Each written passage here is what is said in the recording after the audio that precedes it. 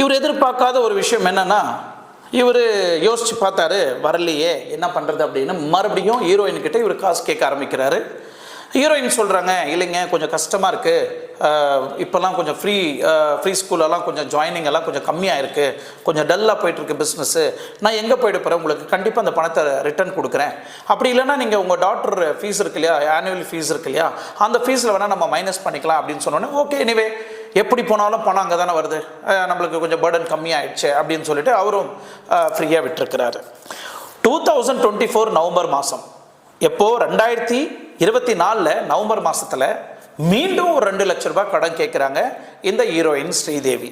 உடனே ஹீரோ ராகேஷ் அவர்கள் என்ன பண்ணுறாங்கன்னா, எதுக்குமா இப்போ தான் 2 லட்ச ரூபாய் கொடுத்தேன், மறுபடியும் 2 லட்ச ரூபாய் கேட்குறீங்க, நான் எந்த கேரண்டியில் கொடுக்கட்டும் அப்படின்னு. இல்லைங்க, எங்கள் அப்பாவுக்கு ரொம்ப உடம்பு சரியில்லை, ரொம்ப ஜுரமாக இருக்குது, அவருக்கு உடனே நாங்கள் ஹாஸ்பிட்டலில் சேர்க்கணும், கொஞ்சம் எமர்ஜென்சிக்கு உதவி பண்ணிங்கன்னா இந்த 4 லட்சத்தையும் உங்களுக்கு